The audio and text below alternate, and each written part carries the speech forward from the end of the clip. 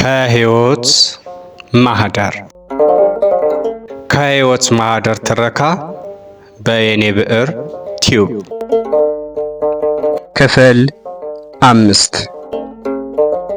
ብሩክና እኔ እየተጓዝን ያለን ሀብታሙና ዳዊት ካስቆሙን በኋላ ብሩክ እንዲሄድ እኔ ግን እንድቆይ አዘዙን። ብሩክም ጥሎኝ እንደማይሄድ ነገራቸው። ደጋግመው እንዲሄድ ቢጠይቁትም እሱ ግን እሺ ስላላላቸው በኃይል ሊሰደው ሀብታሙ ወደ ብሩክ ሲንደረደር እኔ አስቆምኩት። ብሩክ ጓደኛዬን ሂዶ እንዲጠብቀኝ ነገርኩት። መሄድ ባይፈልግም የኔን ቃል ለማክበር ሲል ሄደ። ብቻዬን ካስቀሩኝ በኋላ ከኤልሳቤት ጋር ስላለን ግንኙነት ዳዊት ጠየቀኝ። ሁሉንም ነገር ነገርኩት። የመረበሽ ስሜት ግን ይታይብኝ ነበር።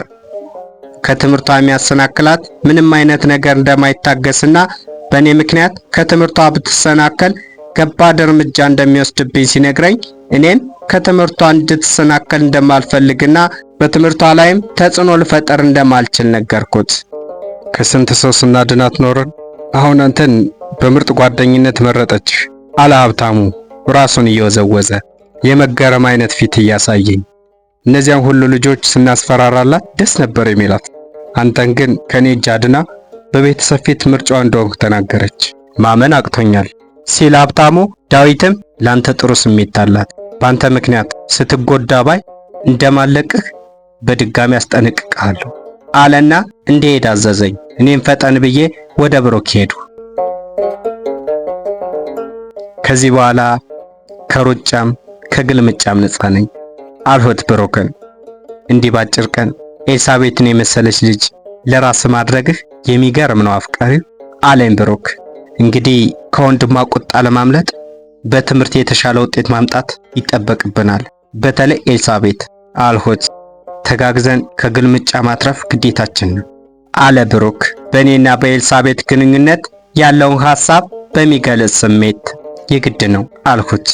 የዛሬው ላይ መልካም ነው፣ ግን በትምህርት እንዴት ጥሩ ውጤት ማምጣት እንዳለብን በደንብ ላስብበት እንደሚገባኝ የዳዊት ማስጠንቀቂያ በአእምሮ ያቃጭልብኛል። ይሁን ብቻ ስለ ኤልሳቤት ደስተኛ ነኝ። የቀኑ ላይ ጥሩ ስለነበር ሌሊቱንም ጥሩ እንቅልፍ አግኝቼ በጥሩ ስሜት የዛሬው ላይን ለመጀመር ከመኝታዬ ተነሳሁ። ለትምህርት የሚያስፈልገኝን ቁሳቁሶች አዘገጃጅቼ ወደ ትምህርት ቤት ጉዞዬን አደረግኩ። ትምህርት ቤታችን ደርሼ ከመቆሜ ኤልሳቤትና ሀብታሙ አብረው መጡ። ኤልሳን ሳያት የሚሰማኝ ስሜት ሁሌም አብሮኝ ይኖር ይሆን አልሁ ለራሴ። እሷን ሳይ የሚሰማኝን ስሜት ለራሴ እየታዘብኩት። ሁለቱም አብረው መጣው ሰላም አሉኝ። አብረው ቆመው ስለ ኤልሳና እኔ ጓደኝነት ሲያስበው እንደሚገርመው ሀብታሙ በተደጋጋሚ ነገረን። አንድ ወንድ ሊያወራት ሲፈልግ እንደምትናደድና ለዳዊትና ለሱ እንደምትነግራቸው እነሱም አግኝተው ያንን ሰው እንደሚያናግሩ ሲነግረን ከቆየ በኋላ ከእንግዲህ የኤልሳ ጠባቂ አንተ ነህ፣ በሉ ጊዜ ውሰዱ ብሎን ጥሎን ሄደ። ከኤልሳ ጋር ስለ አንዳንድ ነገሮች ስናወራ ቆይተን የኤልሳቤት የሴት ጓደኞች መጥተው ተቀላቀሉን። አብረን ስናወራ ከቆየን በኋላ ወደ ክፍል መግቢያ ደወል ስለተደወለ ወደ ሰልፍ ቦታችን ሄድን። ዛሬ የሳምንቱ የትምህርት መጨረሻ ቀን አርብ ስለሆነ ከቅዳሜና ከእሁድ ተገናኝተን አብረን ማሳለፍ እንዳለብን ተነጋገርን።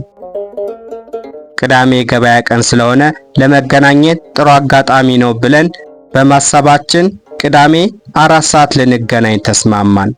እስከ ሰፈሯም ሸኝቻት ተለያየን።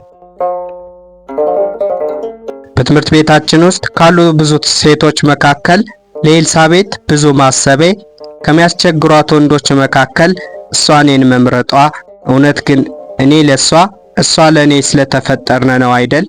እድለኛው ግን እኔ ነኝ እላለሁ። ኤልሳቤትን አይቶ ለራሱ ለማድረግ የማያስብ ወንድ ያለው ሁሉ አልመስለስ ይለኝ። ዛሬ የፀሐይዋ ድምቀት ደስ ይላል፣ ግን ለኔ ከኤልሳቤት ውበት አይበልጥም። የዛሬዋ ቅዳሜ ለኔ የተለየች ናት። ለመጀመሪያ ጊዜ ከቆንጆዋ ኤልሳቤት ጋር ለመዋል ቀጠሮ ያስኮባት ናትና። አሁን ከቀጠሮዬ ሰዓት የቀረ 1 ሰዓት ተኩል ነው። ሄጄ በቀጠሮ ቦታ ልጠብቃት አስቤ ጉዞዬን ጀመርኩ። የገበያ ቀን በመሆኑ የተጓዡ እንቅስቃሴ በዝቷል። እኔም የተጓዡን ሁኔታ የሰዓት መዳረሻ እየተጠቀምኩበት ቀስ ብዬ በመጓዝ ከቀጠሮ ቦታችን ደርሼ የኤልሳቤጥን መምጣት እጠባበቅ ጀመር። እኔም ጥበቃዬን፣ ሰዓቴም ቆጠራውን ቀጥሎ 30 ደቂቃ ቀረኝ።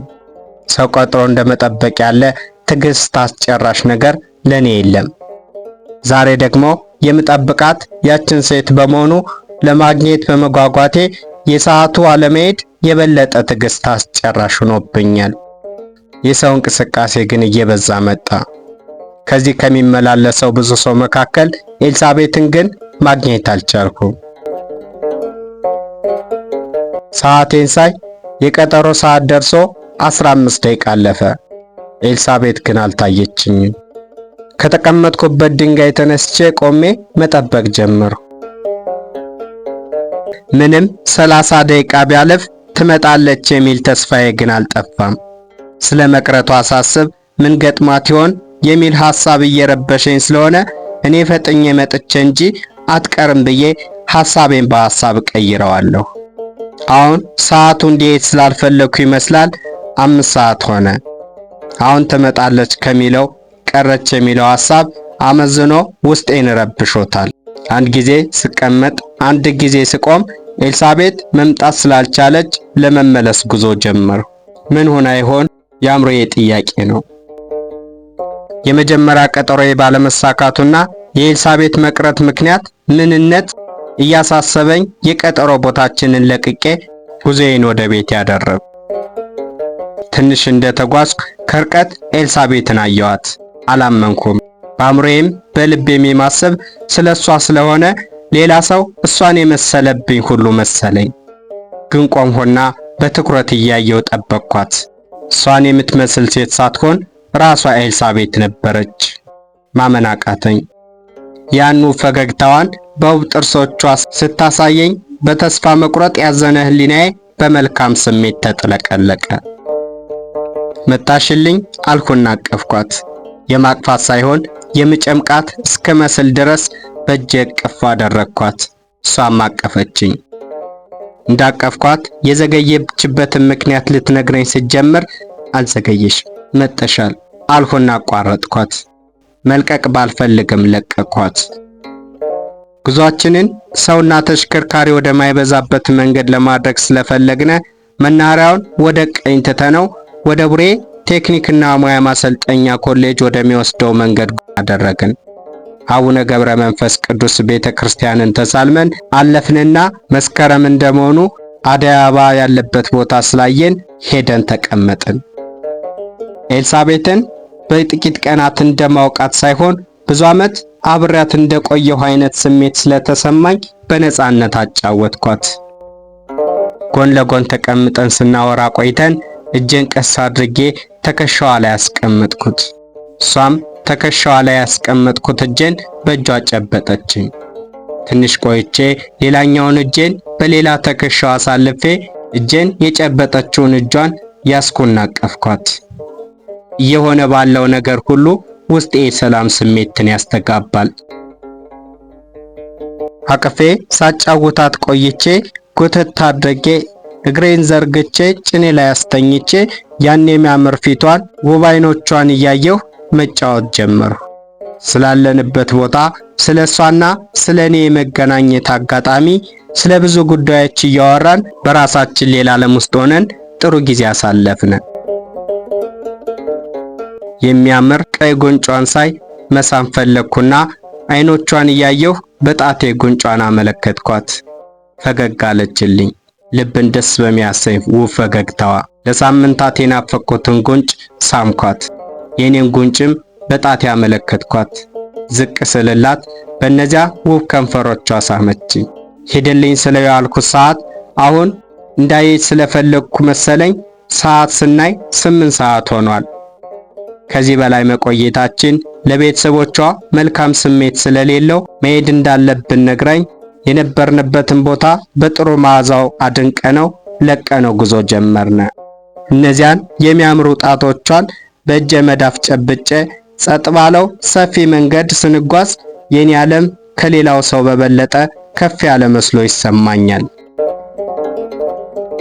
መስመሩን ቀጥታ ብንሄድ ተሎ ምንለያይ ስለመሰለኝ ለምን የገበያውን ሁኔታ እናይም አልኳትና ተስማምታልኝ በገበያው በኩል አድርገን ወደ ኤልሳቤጥ ሰፈር ደርሰን ተሰነባብተን ተለያየን።